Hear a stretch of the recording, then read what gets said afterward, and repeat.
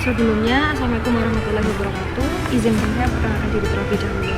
Perkenalkan, nama saya Tiara Aulia Prastiwi dengan NIM 0485599705 dari jurusan Agribisnis bidang minat penyuluhan dan komunikasi pertanian.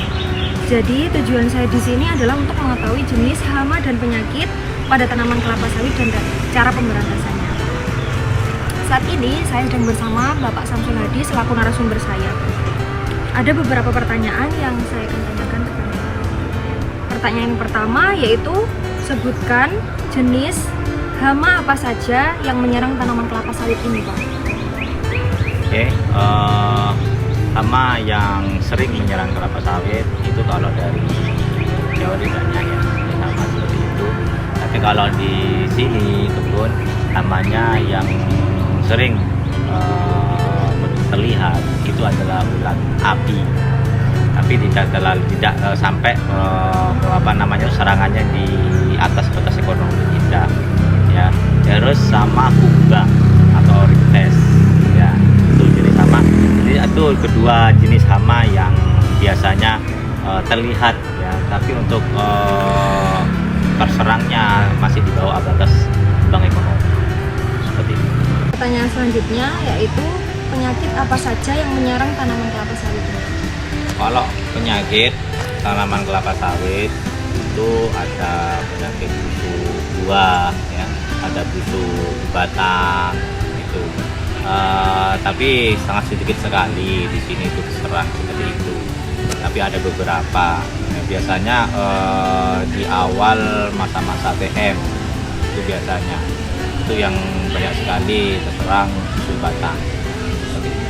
Dan lebih banyak lagi ada busuk buah ya, busuk buah ketika menjelang mau panen. Oke. Pertanyaan yang selanjutnya yaitu, sebutkan bagian yang terserang hama, mungkin bisa akar, batang, daun ataupun buah atau biji. Ceritakan pula gejala dan akibat serangan hama tersebut. Kalau di kelapa sawit itu biasanya hama itu kalau ulat api itu menyerang daun. Jadi kalau sudah keserang ulat api dengan di atas batas ekonomi, itu sudah daunnya itu tinggal kerangkanya, tidak ada daunnya. Jadi itu memang bahaya. Jadi sistem fotosintesanya sudah berkurang, tidak teratur. Jadi mengurangi produktivitas. Terus hama satu lagi adalah Oryctes kumbang. Kumbang itu bisa menyerang batang ya maupun akar. Jadi kalau sudah keserang batang, keserang kumbang, batang itu sudah seperti digerek. Oh iya. Ya, menggerek batang seperti itu perlu dikendalikan juga. Biasanya kalau mengendalikan kumbang itu tidak secara kimiawi di sini. Secara pakai hayati ya. Pertanyaan selanjutnya yaitu, sebutkan bagian yang terserang penyakit, mungkin akar, batang, daun maupun buah. Ceritakan gejala dan akibat serangan dari penyakit tersebut. Di sawit kalau kita bicara penyakit itu lebih dominan ke busuk buah. Nah, kalau ke batang akar tidak terlalu signifikan ya. Kalau busuk buah itu apa yang terjadi kalau ketika terserang busuk buah, buahnya itu akan bumung busuk dan biasanya dia akan rontok. Ya, rontok, busuk, saya itu kering. Jadi tidak sampai ikut ke panen.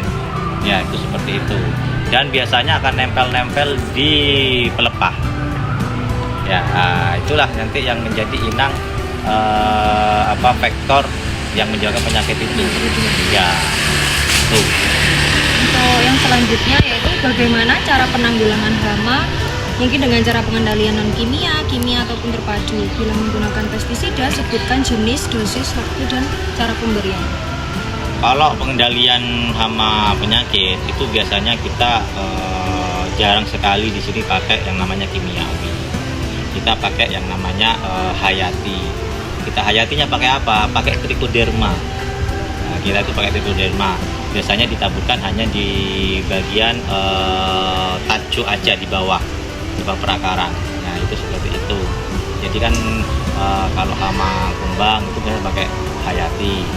Selain hayati juga ada perangkap. Nah, kita pengendaliannya ada perangkap juga. Jadi di situ ada apa namanya itu seperti perangkap yang memikat kumbang jantan lah. Ya itu seperti itu. Pertanyaan sudah habis, sesi wawancara telah selesai. Kurang lebihnya mohon maaf. Wassalamualaikum warahmatullahi wabarakatuh. Waalaikumsalam.